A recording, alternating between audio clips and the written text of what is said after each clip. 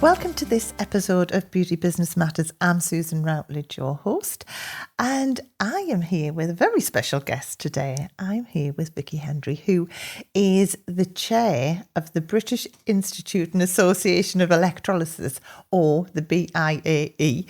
And this is something that I have been a member of for many, many years.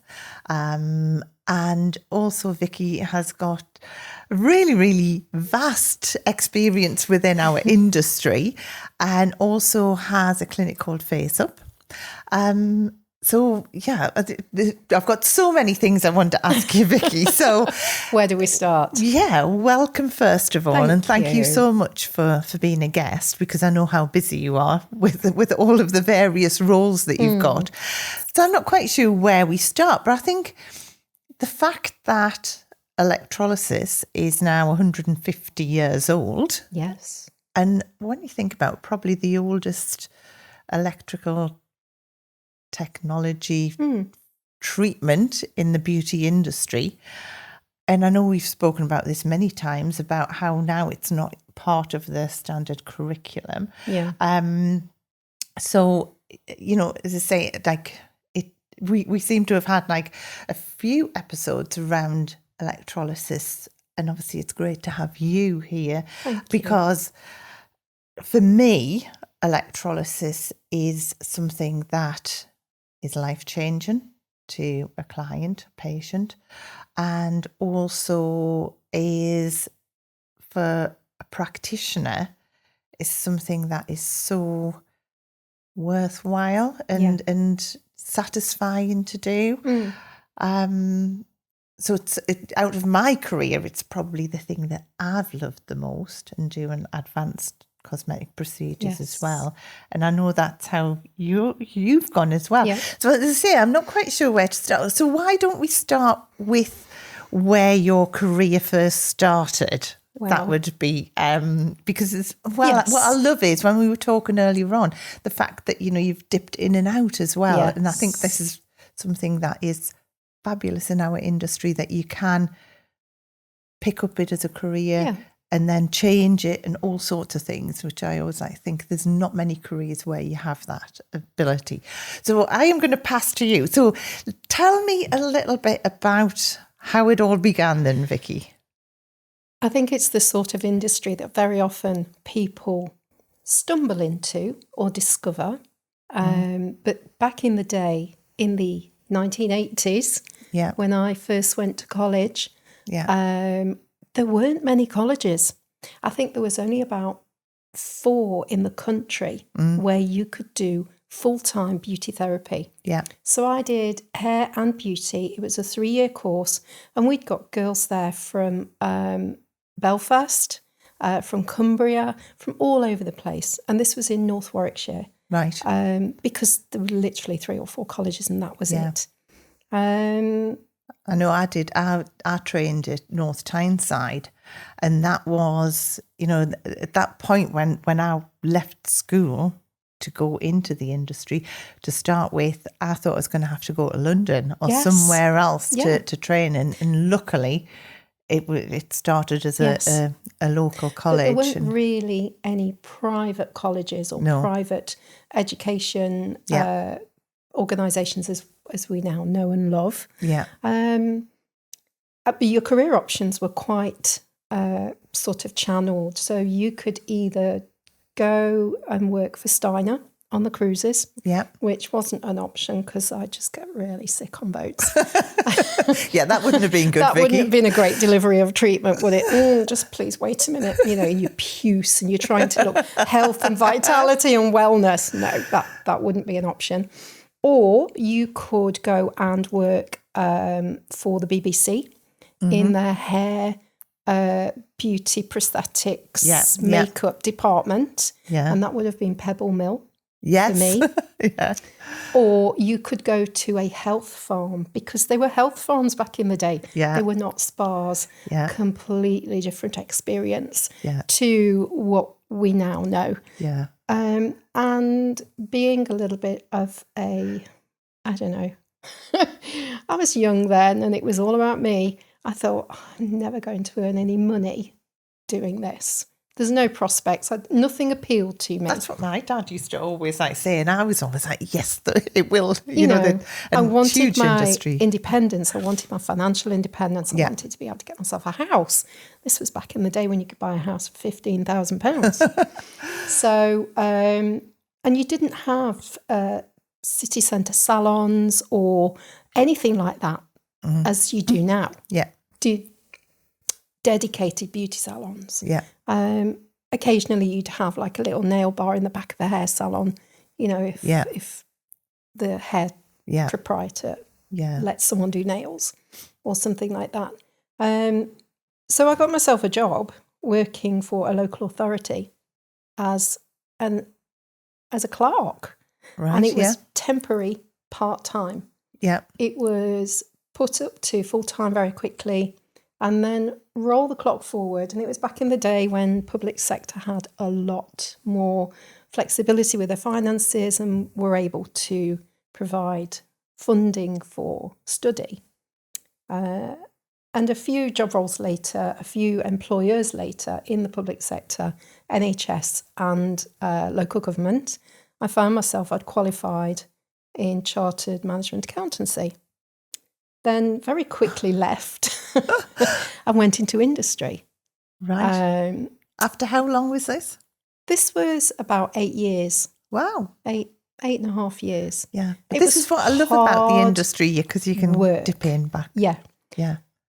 Studying and working at the same time is really, really, really hard work. So I've said to both my daughters, get as much of your chunky studying done now before you've got any sort of life commitments that would get in the way or, keep you a bit too busy. So I went to work in construction. Wow. Heavy crane and it was all. You've gone from one extreme to the other. Yeah, amazing. Very quickly realised that there's something not quite right. Yeah, and the thing that really appealed to me was to have my own business, but I didn't have a clue what in. Yeah, I'd almost forgotten about my previous foundation years. So, and just a chance conversation one day with my partner, who is now my husband, he said to me, can you do me a favour? Can you help out a friend of mine? His mum's got a business. She'd appreciate if you could just, take a look at it from a financial perspective. Yeah. Which your accountancy side would come in perfect. Yes. Yeah. And I said to him, oh, where is it? And he said, oh, it's in Derby and it's called this. And I went, hang on a minute, I used to go there for facials. Is the lady's name Yvonne? Yeah, it is. Well, yeah, of course I'll pop along and help her. She'd been poorly. She just needed a bit of guidance. She was looking almost to just walk away. Yeah. I said, no, don't do this, because looking at industry sectors, as we did, we could actually identify that this was a growing market. Yes. So the bean counter in my head said, this might be worth having a little look at. So I said, you need to try and find yourself a business partner that will complement your skills and support you from the business running perspective. Yeah. And I thought, that's kind of... And she agreed straight away. Yeah. So I bought into half the business. Oh, wow. And became a silent partner as such. Yeah. Which isn't easy for me because I'm a complete chatterbox. And so I was helping just in the background, just, rejigging some of it. That was in 2001. Mm-hmm. So next year is my 25th anniversary of owning Face Up. Wow. Yvonne retired in 2008. Yeah. And so it was very much me at the helm. Yeah. And was there a team in place? There was a team in place, yes. Yeah. Yes. So at any one time we had up to 5 in the team. Yeah. And meanwhile I had 2 daughters and I'd got other things going on in the background. So it was good that the team were there and the business was running without me physically always being, there doing yes. treatments. Yeah. I needed that at that time. Yeah, that's the great thing, isn't it? Because if you can set a business up so that it can survive without you, it's always scalable and saleable as well. Exactly. So I mean, the thing is that, you know, that's, I always think that is the great thing, that, you know, you can as I say, like, have that family life still kind of thing. Especially when you've got a team. But you don't have a team now, though. No. So I decided in my wisdom that I was going to re-qualify. I wasn't just going to go on refresher courses. I re-qualified. Right. So I redid my electrolysis qualification. Okay. Because I really hadn't done much practical work with it. And it's something that, it's a skill that you develop by doing it. Yeah. And re-qualified, absolutely fine, absolutely great. Then years passed, and then we were hit by COVID, plus 2 worldwide recessions. Yeah. Prior to that, which offered their own challenges. But COVID just kind of made me have a bit of an epiphany, and it made me hit the reset button on my business.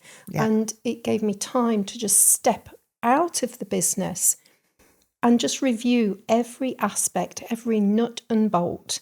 We were burgled twice during COVID, because at the time we were city centre based in Derby. Yeah. It was really distressing, because, you know, it was a difficult time for everyone. But as a business owner as well, the pressures were just immense. Yeah. And I thought, right, now's the time to just look at every nut and bolt of the business, with help from a friend of mine whose help was invaluable, because she didn't have the emotional connection. Yeah, I was just going to say that. I think sometimes having an external pair of eyes on your business is so good, because when you're in the thick of it, you just don't see the wood for the trees, do you, really? Exactly. Kind of thing. And you often make decisions with your heart rather than your head. If you stepped out of the situation and you were advising someone else, you would definitely tell them to take a different viewpoint. Yeah. So she helped me enormously. Meantime, I'd had 5 years of health problems, which are all overcome. They're all fine now. Everything's sorted. But it was a case of, oh my God, what next? In fact, I banned myself from saying that. But what next? I think as well, life is a journey, though, isn't it? It is. It's strange how, like, sort of all the turns that you take, that sometimes you're not quite sure why it's happening, but it all leads to what you're meant to be doing. When you've got varying experiences, good or bad, what I say to people is all experience is good experience, even whether it's good or bad. You learn from feedback. It's a learning experience. So I decided to move premises, which was a horrendous experience. I'll have to let you see a copy of some of the things I found. I found some catalogues of uniforms, Florence Roby uniforms from the 80s, and they were dresses with double rows of gold buttons, padded shoulders, leg of mutton sleeves. Oh my God. So I'll have to dig them out. When I first started my business, I had some uniforms made. Yeah. And they were very much like that. Yes. And I just thought they were fantastic. Now I look at pictures and think, what was I thinking? It was literally something like out of an old episode of Dynasty. I mean, it was how impractical. But so I moved premises. Yeah. By natural reduction from staff leaving and not replacing them, and then just reviewing strategically my needs, I progressed without the team. Yeah. And which I think now, I see it happening all the time. That Yes. I think, especially when you've got a skill that is like you can niche into as well and become the expert.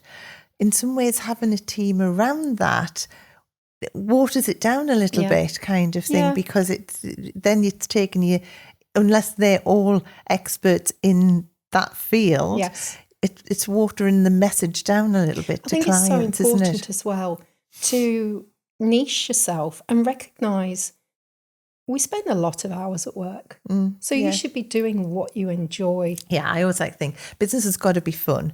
Yes. And it needs to be what lights you up. Yes. And if not, it's very hard to make money in a business that isn't where you're in your flow. Yes. Once you're in your flow, it's so easy. So the first thing I did was I looked at the treatment menu. You know when you see Gordon Ramsay go into a restaurant and he cuts 300 items off their menu because he's like, no. So I did that. Yeah. So that's my homage to Gordon. I cut out anything that when I looked in the column, I just went, ugh. Because if a client comes in and they can feel that energy from you. Exactly, yeah. And also anything that I didn't particularly think I was that great at. Yeah. So I tip my hat to the creative people who do nails, who do lashes, because that is a skill that I don't possess. And I acknowledged that. Yeah. And I didn't want to be a jack of all trades. So I really focused. I thought, right, I'm going to niche down here and I'm going to focus on my electrolysis. Yeah. I do also offer laser treatment. Yeah. About 15, 18 years ago was when laser emerged. Yeah. The technology emerged. And that's when we had to be registered as a independent hospital. With the Healthcare Commission, which then became CQ, Care Quality Commission, which was arduous. Yeah. But, and you were licensed, and it was about £1,500 a year, I think, just to have your license. The amount of paperwork. Laser protection engineer. Yeah. But it was fine because it gave security and efficacy to the treatment you provided and to your clients. But I swiftly started to realise that laser wasn't the miracle treatment that it was being marketed to us. It has its place. It's amazing. But for some people, it wasn't that perfect solution. Yeah, and that's when I rekindled my interest in electrolysis. Yeah.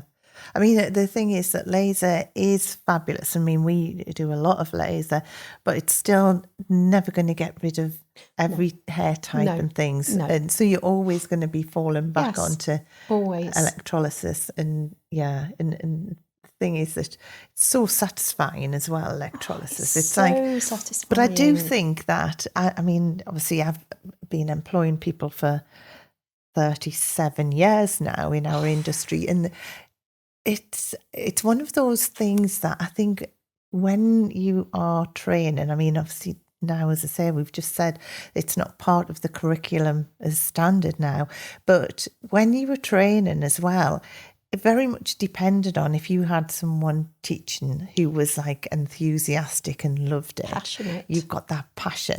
And I see that all the time where someone, I go, oh, I haven't done it for years. I didn't used to like it. And it's once they retrain, they love it. Absolutely love it. And it just shows that the influence that someone has on you. Yes. Absolutely. I did find as well, though, because then I did my teaching, my assessing qualifications as well. And when I was teaching, I found that it was a bit of a Marmite treatment. People either loved it or they were like, oh, it's not for me. Yeah. And there was never really a meh electrolysis. Take it or leave it. You've got to be in it or not. But I think that's good, though. Because I think good. that you wouldn't want someone half in it doing it kind of thing, because it's like you're just not. They're not going to have the passion to succeed. Because it's like I always think with electrolysis when you're working with clients, it's a bit like teamwork, isn't it? Because it's a partnership. Exactly. Yes. Yeah. And I mean, I've had clients who've come into me who've been having electrolysis for decades. Yeah. And I'll sit and say to them, right, this is what I need you to do days leading up to your treatment. First of all, please hydrate. Yeah. Really? Yes. Yeah. It will make the treatment more comfortable for you, and it's going to make it more effective. And it's such a simple thing that they're often not advised to do, which, but clients who are affected by unwanted hair, especially on the facial area, especially for women, and I'm not sort of gender sort of leaning here, but in our society for women, it is generally something that is just so distressing. Wasn't it the stats? I'm sure, I can't remember the last stats I looked at, but something like 80% of women at some point will have a hair problem kind of thing on that facial hair. Really difficult subjects for people to talk about. Yeah. You know, I have clients who don't even tell their life partners that they have this problem. Yeah. And they feel embarrassed. Some of them feel ashamed. It affects their confidence. I've got one client who had developed agoraphobia as a result of her hair. And it was from an underlying hormonal condition, which means that hair is just going to keep on growing. But for her to come in, I mean, she cried through her consultation. Yeah, I've had that before. Now, when that person walks in, her body language is different. She's upright, she's beaming. Yeah. She's telling me that she's been and had her colour match done for her foundation, whereas before she would have... She would never have gone anywhere. She wouldn't have even walked into Boots or anywhere like that and let anyone look at her, let alone touch her skin. Yeah. But it's so rewarding. Yeah, totally. It transforms their lives. Yeah. Also, electrolysis has had a bit of a renaissance now as people are discovering that laser isn't always the most appropriate facial hair removal treatment. I personally am reluctant to have that as the first choice. Yeah. I do offer laser, but very often it's in conjunction with or saying, yes, it exists, but this is why I'm steering you away from it. Yeah, yeah. Yeah, I mean, the thing is as well, I think there's a place for both. Yes, there is, absolutely. And I know with us clients quite often, because they have, there's a lot more information out there about laser. Yeah. And I think clients presume that's the only route because, like I keep saying, like electrolysis is, it's a little bit... Yeah. under wraps, isn't it? And that's where, but obviously you then took your electrolysis and also did the BIAE exams, I did. When I did, we were talking about this earlier on, when I did mine, it is, well, it's essential that the standards stay high. Absolutely. So it is a process to get through, isn't it? And you do have to know what you're doing, and that is what makes it a test of your skills. Yes, but it is great to have a body that you know that you can safely recommend. I know for me, you can safely recommend anyone who within the BIAE, and know that they're going to get looked after and that they're going to get the best treatment. So I think, yes, it's one of the harder exams that I went through, which now when I look back, it probably wasn't. Yeah. It was because then, as I say, you were just used to doing your standard college things. So it was more intense, but it had to be. And it's like a driving test. Yeah. They're not going to let you loose with a car unless you know what you're doing. If you suddenly decide to turn right onto a dual carriageway in the flow of traffic. Yeah. But as I say, one of the best things that I ever did in my industry. Absolutely. I mean, one of the reasons I discovered the organisation was my former business partner, Yvonne, she'd always had a hankering to join the British Association of Electrolysis, the BAE, which was formed back in the 50s. 1950s, along with the Institute of Electrolysis. And I did the Institute of Electrolysis. So it was 1956, 1957 for both of those. And then in 2004, they amalgamated to join the BIAE, which is really difficult to get your teeth around sometimes, but it does make sense. And I kind of thought to myself, oh, you know, she always wanted to be a member of this. And I recognise that as a solo provider, it would benefit me enormously from being a member of a professional body. Going back to my accountancy time, you just became a member of your professional body. It wasn't an option to be able to practice. So for me, that made perfect sense. From that, you could then have that support. The wealth of knowledge in there is I can't begin to explain. I'm a lifelong learner.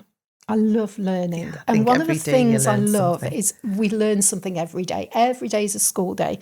And I know that's kind of sounds a bit twee, but it is. And it means that every day your job is interesting and you are challenged in a really positive way. And it draws on everything and it stops it getting stale. But I have learned so much since I became a member. Yeah, well, there's never two clients alike, though, No. is there? You know, every person is an individual. So there's so many different scenarios of treating people, and which I think is what as well keeps it super interesting. Yeah. And as well, there's like what someone's done. Clients are doing at home, whether they're having that sneaky little like tweeze here and there and things, and you know, so there's always and I think learning how everyone else is handling the clients is perfect too. But also just with emerging technologies, because it is very rapidly improving and changing and developing the technology that's available now. There is more choice. And you can make expensive mistakes. Yeah. So instead of listening to a persuasive salesperson, you can put the word out among your peers and just say, anyone got any experience using this technology or this technology? And the wealth of knowledge, and everyone is so generous with their knowledge. Yeah. Yeah. Oh, yes, I tried that and I found this, or I found this, or I found this. Yeah. And it's just genuinely a generous sharing to just be helpful and supportive. But then you've taken it one step further from just being from just being a member. No. And how did I know that you were going to do that? You know, the thing is, well, I don't do things by halves, and it's, you know, boots in. So I got my membership, went along to the very first AGM. I did not know a single person there, apart from the two people who had assessed me. Yeah. Francis and Hazel. And I got there and I was just a complete nervous wreck. I didn't know what to expect. I thought, oh, this is going to be so cliquey and it's just going to be so snooty. And I don't know why. Because it's got that sort of elite status from a professional level. That was my preconception. I couldn't have been more wrong. I was welcomed so warmly for the whole weekend. Yeah. And it was just so good. And again, the whole weekend was warmly welcoming and so informative and educational. They had great speakers there. And I thought, oh my goodness, I'm definitely coming back here. Yeah. And then I discovered that they do PCD, Professional Continuous Development Training courses, which, as in any profession, you are required to do. Yeah. And I thought, well, this is great because as a member, I get these for cheaper. Yeah. I'm happy with that. That's a win-win. Then I discovered that I could apply for the NHS when they opened their tenders to bid as a service provider. Yeah. And my PCD supported that application. Yeah. So they very recently opened the bid again to welcome applicants. And lots of people have fallen by the wayside because they don't have that record of professional continuous development. Yeah. And it's been a source of irritation to some people. And yet, personally and professionally, I feel it's vital. Yeah. Yeah.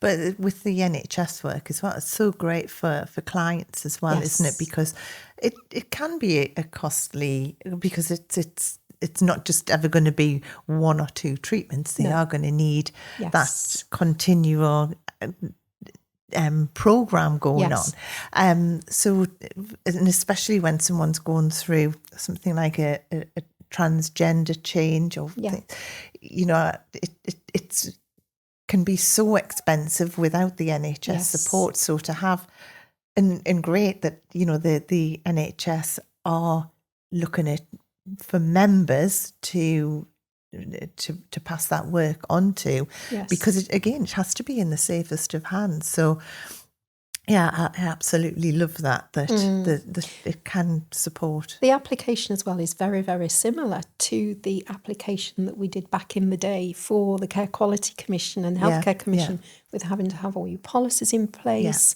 And I absolutely agree with it 100%. Yeah. Because the NHS need to know that they're referring patients to an organisation that offers them the same confidentiality, infection control, and procedures and policies there for their privacy and security, and for the efficacy of their treatment. Yeah, exactly. So just moving on from there, how did you end up being chair? You know, in for a penny, in for a pound. So yes, I went along to the first AGM. Literally, I'd only just got my certificate welcoming me to the Institute. And then sometime later, there was an email sent out to all members saying we would welcome any applicants who wish to represent as a board member. And I thought, I can do that. That's all right. That would be good. That would be okay. I can fit that in. That's all right. And so, I typed out a little resume thing and just pinged it off, and was delighted and surprised when that was accepted, and I was offered a place on the board. Rolling the clock forward a very short space of time, there was then the opportunity to ask for someone to step up to be the chair. And I thought, I can do that. I don't have a clue what is involved there. And I can remember typing out the email and said something like, well, if no one else wants to do it, or is unable to do it, or has already done it and has been committed in the past, then if there's no one else, then yes, of course. And it was very much a case of, but I'm sure there's someone far more qualified and far more experienced and far more professional at it than me, so I'll be your stand-in. And oops. I can think of nobody better, though. You know, the thing is... thank you. But I'm really, really learning on the job. Yeah. And I was initially told, look, you know, just you know, observe all the emails. You'll see all the emails pinging backwards and forwards, and just, you know, get a feel for it, and it's okay, just pace yourself. But then there were one or two there were one or two things that happened that needed me to deal with them, which really throw me in the deep end. Challenge. Very challenging, but in a good way. And again, you've got the support of that solid board of members whose experience is vast. Yeah, but it's a voice as well, isn't it? It is, yes. So it's you know, it's the voice of the industry, really. So it's like it's not just the internal emails and things. It's actually getting that voice out there. which you and we do do it all on beautifully. a voluntary basis. Yeah. So the work that goes on behind the scenes, Yeah. there's a lot that goes on for the benefit of the industry. So I sat recently on a Zoom call with, it was the Scottish Yes. Scottish ministers, because they are developing their version of the grading system Yes. for the non-surgical Yeah. treatments. And initially ACP was in there at level 4. Yeah. Simply because they said, well, it sounds really dangerous. It And sounds that's really risky, sorry. Yeah. It sounds really risky. So we didn't quite know where to put it. So we've automatically taken safety first, and we've put it in level 4. So when we explained what was involved, what it did, and what procedures and precautions we take, they were educated and they listened and they were informed, and it's now moved into level 1 in Scotland. Yeah.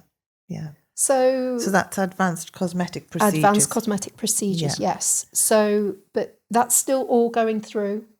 That is very, very still in the formative stages. But the important thing is, as we are considered valued stakeholders in that process, we were invited to attend and we were listened to. Yeah. Yeah. And they took advice. Like I say, it's a voice, isn't it? Yes. You know. So we're representing the whole body with legislation, which we have been saying for decades. Something needs to give, because now that it's not an industry that I recognise anymore. Yeah. I'll say. I'm on the board at BABTAC. Yes. So, you know, very much like it's great that everyone is coming together and to elevate the standards and to make it so that, you know, we will have hopefully one standard across the board, and a high standard at that. It needs a tidy up, doesn't it? Yeah. To just get things back on track. I'm not going to go down that route. But again, I think that was another reason why it was so important to be a member of a professional body, to be represented and to be in the know of what's going on. Because if you're working and you're in your work zone and you're not really having any interaction in the industry outside of your workspace, you're missing out on these important developments. And as well, the thing is that clients need to know as well, though, don't they? You know, like they need to know that they're in the safest of hands, and that, you know, that things are going to get better as well, and continue to improve. So it's you know, or even worse, if a client comes in and says to you, "Oh, I've been reading about this in the news," and you don't know about a very important development, a legal development or a professional development that's relevant. Not some sort of thing that's been peddled on TikTok. Again, it's being that expert, isn't it? And I think that's what the you know, the BIAE does, sets you as that expert. It does. It gives you that. You are part. So even if you work on your own, or even if you work self-employed in an organisation, where often you're still on your own. You are part of a community. So anyone who is an electrologist, what process would they go through to become a member? Well, the first thing that they do is just either contact us through our website. We'll put that into the show notes as well. So there's a dedicated website, and you literally just there's a button on there that you can click, apply for membership, and there are various different processes to go through. It's all listed out there for you as to what is needed for you to go through the processes. There's a written exam which is done via Zoom. Oh, great. So, and it's invigilated. Yeah. So you have your devices are all out of the way, and you've got your laptop on, and is invigilated. Oh, that's great. yeah. Because obviously Yeah. we were in a classroom situation when I did mine. So that cuts down on any issues of travelling to a venue or anything. And then there's a practical, obviously, a practical assessment of your skills.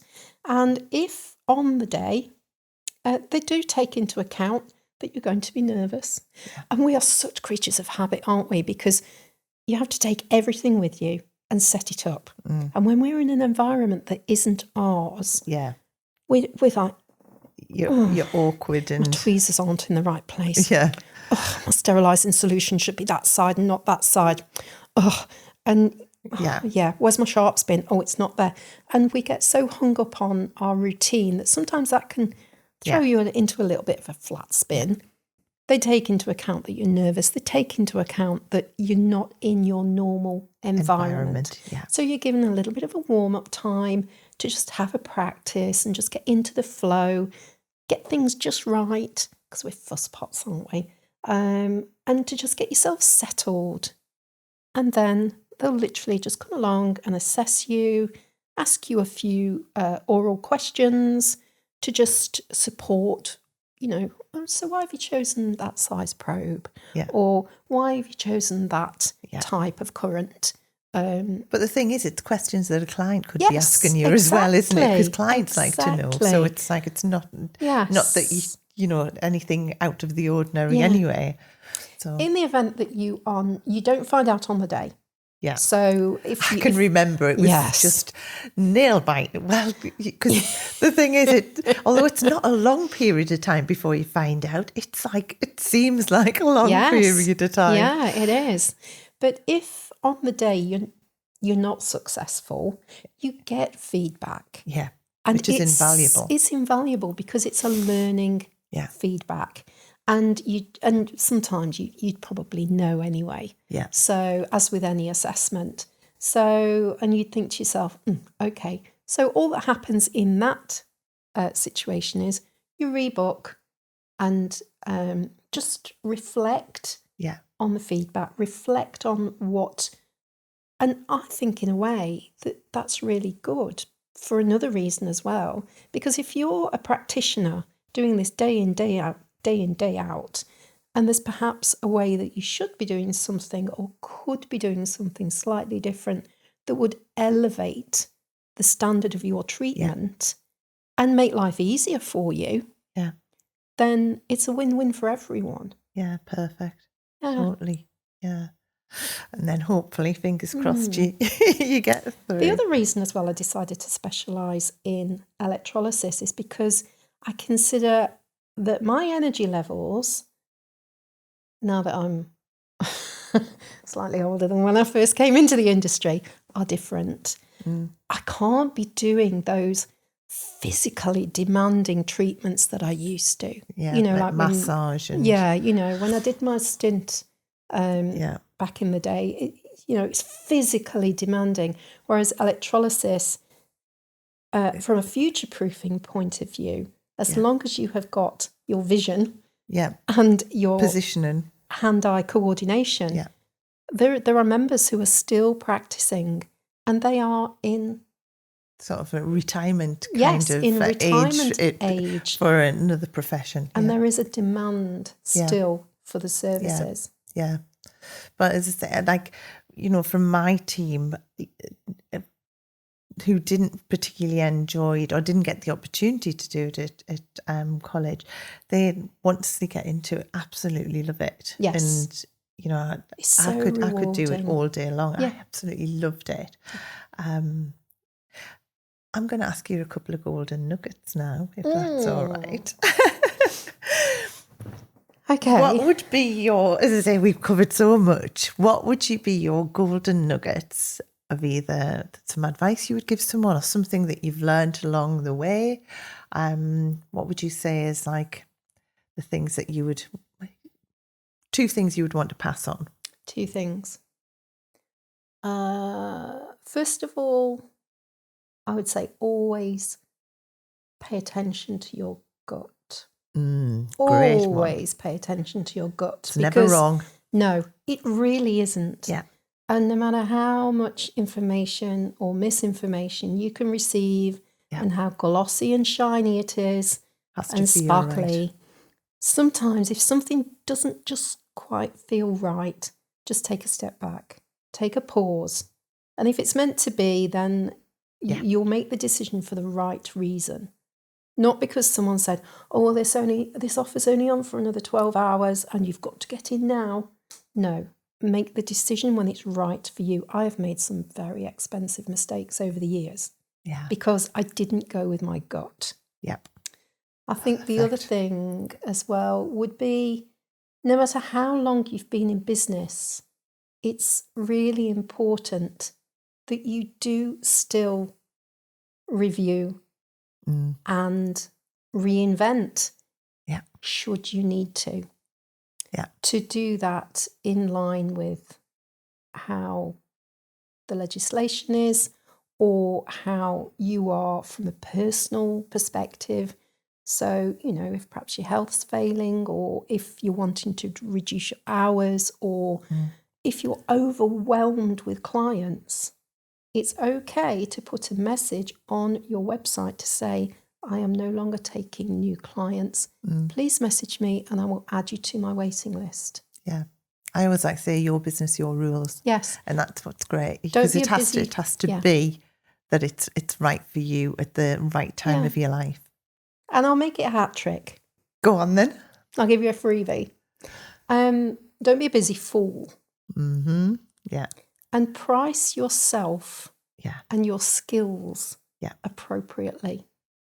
I know. I mean, what isn't taken into our account, into our industry enough from a business perspective is that, someone who's got 20, 25 years experience to still be charging the same as someone who has just walked out of college. It doesn't equate, I think it's you've got to step into your expertise and charge for it. You have no idea what that person's situation is that's denoted their pricing structure.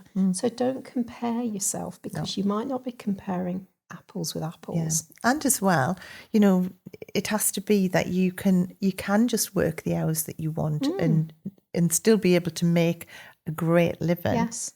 And when it is something like an expertise, like electrolysis, it's, it's a skill. Value yourself, value your worth, and always deliver your treatments as you would want it to be delivered to you by someone else. That's another golden nugget. Freebies. There you go.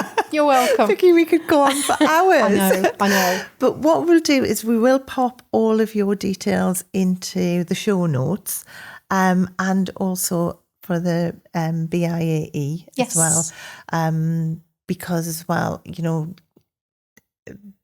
clients do that is a great source for them to find someone, but it's a great source as well to find out more information about the industry in general. And well done on all you've done. You just it's such a roll model in our industry, so thank you so much for coming along and as I say for shining a light on such a great industry as well. Thank you for asking me.